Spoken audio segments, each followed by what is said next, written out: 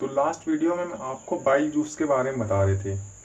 तो bile juice कहाँ से सिक्रेट हो रहा था? हमारा लीवर से सिक्रेट हो रहा था और जाकर स्टोर कहाँ हो रहा था? गाल ब्लैडर में स्टोर हो रहा था। कहाँ हो रहा था? गाल ब्लैडर में। लीवर क्या करता है? लीवर इस बाइल जूस को 24 घंटे 7 दिन बनाता रहता है और उसको स्टोर कर देता है गाल ब्लैडर में। जब भी आप खाना खाते हैं तो गाल ब्लैडर से बाइल जूस निकलकर कहाँ आपका जाता है? स्मॉल इंटेस्टाइन में आ जाता है। कहाँ आता है? स्मॉल इंटेस्टाइन में आ जाता है। स्मॉल इंटेस्टाइन के कौन से भाग में? ड्यूडेनम वाले भाग में। ठीक है। तो बाइल जूस के बारे में मैंने दो चीजें बताई थी कि सबसे पहले ये जब आपका स्टमक से फूड आगे की ओर आता है तो वो एसिडिक मीडियम का रहता है। तो उस एसिडिक मीडियम को न्यूट्रलाइज करने के लिए बाइल जूस काम करता है। इसलिए बाइल जूस का हम नेचर कैसा लिख सकते हैं? Basic nature. ये बेसिक नेचर का होता है और फूड को न्यूट्रलाइज करने का काम करता है। It help in neutralization of bolus. Bolus क्या था? जो फूड स्टमक से स्मॉल इंटेस्टाइन में आता है उस फूड को हम लोग नाम देते हैं बोलस। तो बाइल जूस क्या करता है? बेसिक नेचर प्रोवाइड करता है और it help in neutralization of bolus. दूसरा पॉइंट मैंने बताया था इसके बारे में, इमल्सिफिकेशन। बाइल जूस क्या करता है? इमल्सिफिकेशन करता है। इमल्सिफिकेशन क्या होता है? ये एक प्रोसेस होता है जिसमें फैट जो होता है वो फैटी एसिड में कन्वर्ट होता है। तो यहां पर आप लिख सकते हैं it is a process in which fat molecule are converted into globules. अब ये ग्लोबुलस क्या है? तो मैंने आपको जब पढ़ाया था डाइजेस्टिव सिस्टम स्टार्टिंग में, तो मैंने बताया था जो आपके शरीर में न्यूट्रिशन होते हैं, कार्बोहाइड्रेट हो, न्यूट्रिशन कौन कौन से थे? कार्बोहाइड्रेट थे, प्रोटीन थे और क्या थे? आपके फैट थे। तो कार्बोहाइड्रेट जो होते हैं ये आपके शरीर में ग्लूकोज के रूप में टूटते हैं। मतलब कार्बोहाइड्रेट जो आप खाते हैं इनका लास्ट में जब ये ग्लूकोज बन जाएंगे उसके बाद में आपका शरीर इनको क्या कर लेगा? एब्जॉर्ब कर लेगा। इसको नहीं एब्जॉर्ब कर पाएगा क्योंकि इसका मॉलिक्यूल काफी बड़ा है कार्बोहाइड्रेट का, लेकिन ग्लूकोज का मॉलिक्यूल छोटा है और ग्लूकोज का मॉलिक्यूल आपके शरीर में एब्जॉर्ब हो जाता है। तो कार्बोहाइड्रेट से ग्लूकोज में जो आपके शरीर में तोड़ने का काम कर रहे थे वो डाइजेस्टिव एंजाइम कर रहे थे। ठीक है। आपके माउथ में जब सलाइवरी अमाइलेज टाइलिन एंजाइम निकल रहा था तो किसका डाइजेशन कर रहा था? कार्बोहाइड्रेट का डाइजेशन कर रहा था। और क्या करता? ग्लूकोज में उसको तोड़ता है और बाद में आपका शरीर उसे एब्जॉर्ब कर लेता है। ठीक है। जब आप डायरेक्ट ग्लूकोज पिएंगे तो डायरेक्ट ही वो एब्जॉर्ब हो जाता है। जैसे कि आप ग्लूकॉन डी पीते हैं तो डायरेक्ट ही आपके शरीर में क्या हो जाता है? वो एब्जॉर्ब हो जाता है। प्रोटीन जो होता है, प्रोटीन डायरेक्ट आपके शरीर में एब्जॉर्ब नहीं होता है। प्रोटीन को पहले ब्रेक डाउन करना पड़ता है। वो ब्रेक डाउन कौन कर रहा था? लीवर में जो पेप्सिन निकल रहा था, स्टमक में जो आपका पेप्सिन निकल रहा था, गैस्ट्रिक जूस निकल रहा था ना, गैस्ट्रिक जूस में क्या था? पेप्सिन था। तो पेप्सिन प्रोटीन का डाइजेशन कर रहा था। प्रोटीन को किस में तोड़ रहा था? अमीनो एसिड में। अमीनो एसिड में। ठीक है। पहले प्रोटीन पेप्टोन्स में टूटता है, पेप्टोन्स बाद में अमीनो एसिड में टूट जाता है और यही अमीनो एसिड आपके शरीर में बाद में एब्जॉर्ब किए जाते हैं डाइजेस्टिव सिस्टम के द्वारा। लेकिन जो फैट है, फैट टूटता है पहले ग्लोबुलस में और बाद में यही ग्लोबुलस आगे जाकर फैटी एसिड में टूटता है, फैटी एसिड में, और फैटी एसिड के साथ साथ ग्लिसरॉल में टूटता है और बाद में ये फैटी एसिड और ग्लिसरॉल आपकी बॉडी में क्या होते हैं? एब्जॉर्ब होते हैं। तो कुछ इस तरह से जो कार्बोहाइड्रेट, प्रोटीन और फैट होते हैं ये टूटते हैं पहले, लार्ज मॉलिक्यूल से छोटे होते हैं, उसके बाद में आपके शरीर में जाके एब्जॉर्ब होते हैं। जो फैट होता है, फैट को ग्लोबुलस में सबसे पहले कन्वर्ट कौन करता है? आपका बाइल जूस करता है। फैट को ग्लोबुलस में कौन कन्वर्ट करता है? बाइल जूस कन्वर्ट करता है और बाद में इस ग्लोबुलस का पाचन कौन करेगा? अभी इसके आगे हम आपको बताएंगे, यहां तक आप याद रखिए। फैट को ग्लोबुलस में कौन कन्वर्ट कर देगा? बाइल जूस कन्वर्ट कर देगा। ठीक है, तो मैंने क्या बताया आपको? Emulsification is a process in which fat molecule are converted into globules. समझ गए? उसके बाद में फूड आपका कहां पर है? याद रखिए, फूड आपका ये आपका स्टमक, और स्टमक के बाद में ये जो आपका पार्ट है, ये जो पार्ट है आपका, इसको कहते हैं ड्यूडेनम वाला पार्ट। ये जो आपका यू आकार का पहला पार्ट बन रहा है, ये स्मॉल इंटेस्टाइन शुरू होगी, और ये आपका स्टमक है। ये जो यू वाला पार्ट था, इसी को कहते हैं हम लोग ड्यूडेनम पार्ट कहते हैं। और इसी जगह आपका सारा भी फूड है, और इसी जगह आपका लीवर क्या कर रहा है? लीवर अपना बाइल जूस यहां पर डाल रहा है। समझ रहे हैं कि नहीं आप? अब इसी के पीछे एक चीज लगी होती है, इसी के पीछे वो भी अपना जूस यहीं पर डालती है, और वो क्या होता है? आपका पैनक्रियास होता है। क्या होता है आपका? पैनक्रियास। ये क्या है आपका? पैनक्रियास। कुछ पत्ती नुमा टाइप की इसकी स्ट्रक्चर होती है। तो इधर से आपका लीवर अपना जूस कहां डाल रहा है? ड्यूडेनम में। इधर से जो आपका ये पैनक्रियास है, ये भी अपना जूस कहां डालेगा? पैनक्रियास, स्पेलिंग लिख लेना। तो पैनक्रियास भी इधर से अपना जूस यहां डालेगा, और लीवर भी अपना बाइल जूस यहां डाल रहा है। अभी हमने लीवर के बारे में आपको बताया, अब हम देखेंगे पैनक्रियास के बारे में। नेक्स्ट देखिए, पैनक्रियास क्या है आपका? पैनक्रियास। सबसे पहले पैनक्रियास एक मिक्स्ड ग्लैंड है। सबसे ज्यादा इंपॉर्टेंट बात ये क्या है?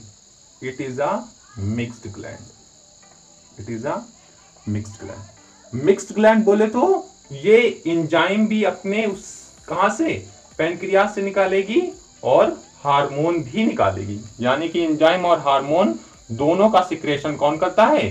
पैनक्रियास। इसीलिए इसको क्या कह देते हैं हम लोग? मिक्स्ड ग्लैंड कहते हैं। एंजाइम जो होती थी ग्लैंड, मैंने बताया था मेनली दो टाइप की होती हैं। जो एंजाइम निकालती हैं उनको कहते हैं एक्सोक्राइन ग्लैंड, एक्सोक्राइन ग्लैंड, और जो हार्मोन निकालती हैं इनको कहते हैं endocrine gland, endocrine gland. Gland mainly दो टाइप की होती हैं, या तो एंजाइम निकालेंगी तो उनको कहेंगे एक्सोक्राइन ग्लैंड, और जो हार्मोन निकालेंगे उनको कहेंगे इंडोक्राइन ग्लैंड। लेकिन जो पैनक्रियास है, ये एंजाइम भी निकालता है और हार्मोन भी निकालता है, इसीलिए इसको कहते हैं हम लोग मिक्स्ड ग्लैंड कहते हैं। ठीक है, तो पैनक्रियास एक क्या है? आपकी मिक्स ग्लैंड की तरह काम करती है। नेक्स्ट देखिए,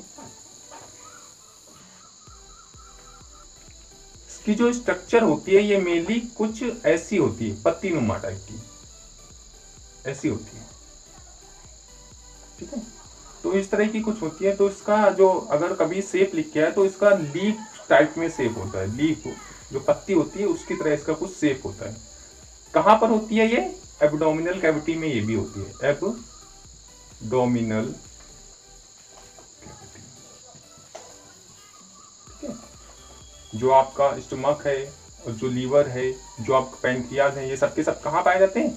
एब्डोमिनल कैविटी में पाए जाते हैं। ठीक है, अब देखिए एंजाइम, इससे पैनक्रियास से क्या क्या निकलता है? एंजाइम और हार्मोन।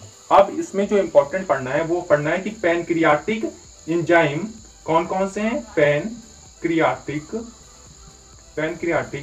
एंजाइम के बारे में पता होना चाहिए, और इसके पैनक्रियाटिक हार्मोन के बारे में पता होना चाहिए। पैनक्रियाटिक हार्मोन कौन कौन से हैं, दोनों आपको पता होना चाहिए। ठीक है, तो पैनक्रियाटिक जो एंजाइम होते हैं वो मेनली तीन आपको पढ़ने हैं। एक आपको पढ़ना है ट्रिप्सिन, दूसरा पढ़ना है अमाइलेज। अमाइलेज को पूरा लिखिए, पैनक्रियाटिक अमाइलेज, पैनक्रियाटिक अमाइलेज। ठीक है, नंबर 3 लाइपेज। तीन एंजाइम है pancreatic enzyme. Number 1 is trypsin. Trypsin क्या करता है? ये प्रोटीन का डाइजेशन करता है। किसका? प्रोटीन का डाइजेशन करता है, प्रोटीन का डाइजेशन।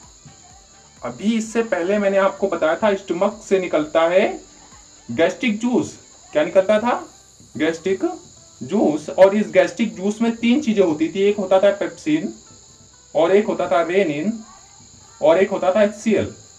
तो इसमें जो पेप्सिन था ये भी प्रोटीन का डाइजेशन करता था, लेकिन ये प्रोटीन का डाइजेशन कहां होता था? स्टमक में होता था। और ये जो प्रोटीन का डाइजेशन हो रहा है ये कहां हो रहा है? ये आपके स्मॉल इंटेस्टाइन के ड्यूडेनम वाले भाग में हो रहा है, क्योंकि पैनक्रियाटिक एंजाइम कहां मिलेगा आकर? स्मॉल इंटेस्टाइन के ड्यूडेनम वाले भाग में। तो अगर क्वेश्चन पूछे सबसे पहले प्रोटीन का डाइजेशन आपके शरीर में कहां हुआ था, तो स्टमक में हुआ था, और दूसरी बार कहां हो रहा है? तो हो रहा है स्मॉल इंटेस्टाइन के ड्यूडेनम वाले भाग में। समझिए, तो प्रोटीन का डाइजेशन 2 जगह होता है, एक बार करता है पेप्सिन स्टमक में, दूसरी बार आपका ट्रिप्सिन करता है कहां पर? स्मॉल इंटेस्टाइन के ड्यूडेनम वाले भाग में। समझिए, ठीक है। तो ट्रिप्सिन क्या करता है? प्रोटीन का डाइजेशन करता है। पैनक्रियाटिक अमाइलेज, आपको अमाइलेज पहले भी मैंने आपको बताया है। कहां? पैनक्रियाटिक अमाइलेज पहले डाइजेशन किसका करता है? तो वो देखिए, ये डाइजेशन करता है कार्बोहाइड्रेट का। किसका डाइजेशन करता है? कार्बोहाइड्रेट का। मैंने आपको अमाइलेज पढ़ाया था सबसे पहले सलाइवरी अमाइलेज टाइलिन एंजाइम के बारे में। ये आपके कहां से निकल रहा था? सलाइवरी अमाइलेज टाइलिन एंजाइम आपके सलाइवरी ग्लैंड से निकल रहा था। कहां से निकल रहा था? सलाइवरी ग्लैंड से निकल रहा था सलाइवरी अमाइलेज टाइलिन एंजाइम। और सलाइवरी अमाइलेज टाइलिन एंजाइम क्या कर रहा था? किसका डाइजेशन कर रहा था? ये आपका कार्बोहाइड्रेट का डाइजेशन कर रहा था। कार्बोहाइड्रेट का डाइजेशन कर रहा था। तो सबसे पहले कार्बोहाइड्रेट का डाइजेशन कहां होता है? आपके माउथ में होता है, क्योंकि माउथ में ही तो प्रेजेंट थी सलाइवरी ग्लैंड। 3 पेयर, कितने थे? 3 पेयर सलाइवरी ग्लैंड कहां प्रेजेंट थे? आपके माउथ में। और माउथ से निकल रहा, उसी सलाइवरी ग्लैंड से निकल रहा था सलाइवरी अमाइलेज टाइलिन एंजाइम। और यही माउथ से जो सलाइवरी अमाइलेज टाइलिन एंजाइम निकल रहा था, ये डाइजेशन कर रहा था कार्बोहाइड्रेट का। और यहां पर जो पैनक्रियास से निकल रहा है पैनक्रियाटिक अमाइलेज, ये किसका डाइजेशन? ये भी कार्बोहाइड्रेट का डाइजेशन कर रहा था। अरे जितना डाइजेशन हो सका आपके माउथ में हुआ कार्बोहाइड्रेट का, उसके बाद में जो कार्बोहाइड्रेट अंदर आया आपके शरीर में, उसका डाइजेशन कहां होगा? स्मॉल इंटेस्टाइन के ड्यूडेनम वाले भाग में। तो सबसे पहले कार्बोहाइड्रेट का डाइजेशन कहां हुआ था? आपके माउथ में हुआ था। दूसरी बार कार्बोहाइड्रेट का डाइजेशन कहां होगा? स्मॉल इंटेस्टाइन के ड्यूडेनम वाले भाग में होगा। कौन करेगा? पैनक्रियाटिक अमाइलेज करेगा। वहां कौन कर रहा था? सलाइवरी अमाइलेज कर रहा था। समझे? नेक्स्ट देखिए, ये क्या है आपका? लाइपेज। और लाइपेज क्या करता है? फैट को डाइजेस्ट करता है। फैट के डाइजेशन में हेल्पफुल होता है। कौन? लाइपेज। अब मैंने आपको इससे पहले बताया था कि जो फैट होता है ये पहले किसमें टूटता है? ग्लोबुलस में, और ग्लोबुलस आगे जाकर फैटी एसिड में, और फैटी एसिड और ग्लिसरॉल में टूटता है। और फैटी एसिड और ग्लिसरॉल हमारे शरीर के द्वारा क्या होते हैं? एब्जॉर्ब होते हैं ना। तो मैंने ग्लोबुलस तक तो आपको बताया था कि फैट को ग्लोबुलस में कौन कन्वर्ट कर रहा था? आपका बाइल जूस। कौन कन्वर्ट कर रहा था? बाइल जूस कन्वर्ट कर रहा था। फैट को ग्लोबुलस में कन्वर्ट किया बाइल जूस ने, लेकिन ग्लोबुलस को फैटी एसिड और ग्लिसरॉल में कौन तोड़ेगा? वो तोड़ेगा आपका लाइपेज। तो क्या हम ये कह सकते हैं कि लाइपेज जो है वो फैट को डाइजेस्ट करता है? ठीक है, तो लाइपेज क्या करेगा? ये फैट के डाइजेशन में हेल्पफुल रहेगा। अच्छा, दोनों इसी जगह मिलते हैं, बाइल जूस और ये लाइपेज। बाइल जूस और लाइपेज दोनों कहां मिल रहे हैं? स्मॉल इंटेस्टाइन के ड्यूडेनम वाले भाग में ही मिल रहे हैं। तो दोनों एक दूसरे की मदद से फैट का डाइजेशन करते हैं, ये भी हम कह सकते हैं। अरे दोनों कहां मिलते हैं? ये दोनों कहां मिलते हैं? बाइल जूस और लाइपेज। बाइल जूस आपका लीवर से आ रहा है और लाइपेज आपका पैनक्रियास से आ रहा है, और दोनों कहां आ रहा है? दोनों आ रहा है आपके इस वाले भाग में। कहां आ रहा है? इस वाले भाग में, इस जगह आ रहा है। इधर से आपका लीवर से निकल रहा है क्या? बाइल जूस, और इधर आपके जो ये आपकी क्या है? पैनक्रियाज। इधर से आ रहा है आपका लाइपेज। इधर से आ रहा है लाइपेज, इधर से आ रहा है बाइल जूस, और दोनों इस जगह मिलकर किसका डाइजेशन कर रहे हैं? इस जगह मिलकर फैट का डाइजेशन कर रहे हैं। किसका डाइजेशन कर रहे हैं? फैट का डाइजेशन कर रहे हैं। अगर कोई पूछे सबसे ज्यादा डाइजेशन फूड का कहाँ होता है, तो कहाँ होता है? आपके स्मॉल इंटेस्टाइन के इस ड्यूडेनम वाले भाग में होता है। किसमें होता है? ड्यूडेनम वाले भाग में होता है। ठीक है, तो पैनक्रियाटिक एंजाइम में बस आपको 3 चीजें याद रखनी है कि ट्रिप्सिन होता है, पैनक्रियाटिक अमाइलेज होता है और लाइपेज होता है। ट्रिप्सिन किसका डाइजेशन करता है? प्रोटीन का डाइजेशन। पैनक्रियाटिक अमाइलेज किसका डाइजेशन? कार्बोहाइड्रेट का डाइजेशन। और लाइपेज किसका डाइजेशन? फैट का डाइजेशन करता है। ये 3 एंजाइम आपको याद रखने हैं पैनक्रियास में। अब पैनक्रियाटिक हार्मोन के बारे में देख लीजिए, क्योंकि पैनक्रियाटिक हार्मोन भी सबसे ज्यादा इंपॉर्टेंट होते हैं। एक होता है इंसुलिन। इंसुलिन क्या होता है? ये हमारे शरीर में ब्लड शुगर को मेंटेन करके रखता है। ब्लड शुगर को मेंटेन करके रखता है। हमारे ब्लड में ग्लूकोज, ब्लड शुगर कौन सी थी? हमने आपको बताया था कार्बोहाइड्रेट। तो ब्लड शुगर कौन सी कार्बोहाइड्रेट को कहते थे? ग्लूकोज को हम लोग ब्लड शुगर भी कहते हैं। ग्लूकोज को ब्लड शुगर भी कहते हैं। तो इंसुलिन हमारे शरीर में ब्लड के शुगर के लेवल को मेंटेन करके रखता है। और इंसुलिन कहां से निकल रहा है? पैनक्रियास से निकल रहा है। और अगर पैनक्रियास से इंसुलिन निकलना बंद हो जाए तो हमारे ब्लड में शुगर का लेवल बढ़ जाएगा और इसी शुगर का लेवल घट भी जाएगा, क्योंकि इंसुलिन है नहीं। इंसुलिन एक तरीके से मैनेजर का काम करता है कि आपके ब्लड में कितना शुगर रहेगा और कितना शुगर और कम होगा, उसका निर्धारण करने का काम इंसुलिन करता है। एक तरीके से मैनेज करता है कि आपके ब्लड में कितना शुगर रहना चाहिए। और जब इंसुलिन पैनक्रियास से निकलना बंद हो जाता है तो ऐसे में आपको एक बीमारी हो जाती है जिसको हम लोग कहते हैं डायबिटीज। ठीक है, मधुमेह। ठीक है, तो इंसुलिन कहां से निकलता है? पैनक्रियास से निकलता है। बहुत इंपॉर्टेंट है। ठीक है, इंसुलिन हार्मोन कहां से निकलता है? पैनक्रियास से निकलता है। पैनक्रियास के बीटा सेल से। कहां से? बीटा सेल से। ठीक है, तो ये पहला हार्मोन हो गया। दूसरा जो हार्मोन है ये है ग्लूकागॉन। बहुत इंपॉर्टेंट है। जब आपने खाना खाया तो खाना जितनी आपको उस खाने से एनर्जी लेनी थी उतनी आपने ले ली।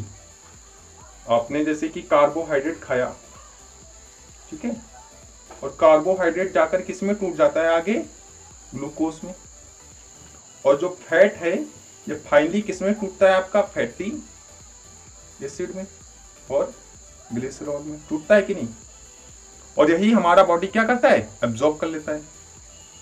अब जब हमारा पूरा का पूरा खाना डाइजेस्ट हो गया, डाइजेस्ट होने के बाद सारा ग्लूकोज हमारे बॉडी ने एब्जॉर्ब कर लिया और सारा फैटी एसिड हमारे बॉडी ने एब्जॉर्ब कर लिया, तो जो ग्लूकोज से जो एनर्जी लेनी थी उतना हमारा शरीर अब लेता रहेगा धीमे धीमे। फैटी एसिड और ग्लिसरॉल से एनर्जी अब धीमे धीमे लेता रहेगा, लेकिन एकदम से सारी एनर्जी थोड़ी ले लेता है। वो क्या करता है? इस ग्लूकोज को हमारा शरीर स्टोर कर लेता है।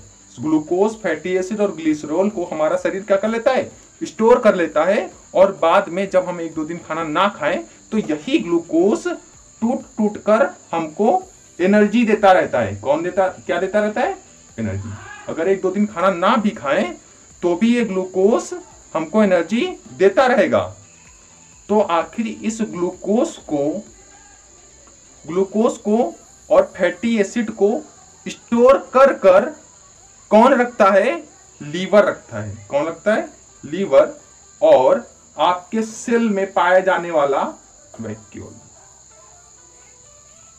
ठीक है, आपकी सेल में पाया जाता है एक वैक्यूल। आपने क्लास 9th में सेल चैप्टर में पढ़ा होगा कि हमारा एक सेल का ऑर्गेनल है वैक्यूल, और इसी वैक्यूल में क्या स्टोर होता है? ग्लूकोज स्टोर होता है। तो मैंने क्या बताया आपको? आपने जो खाना खाया, खाने में जो ग्लूकोज था वो पूरा का पूरा हमारा शरीर क्या कर लेता है? एब्जॉर्ब कर लेता है। और फैटी एसिड भी सारा का सारा एब्जॉर्ब कर लेता है।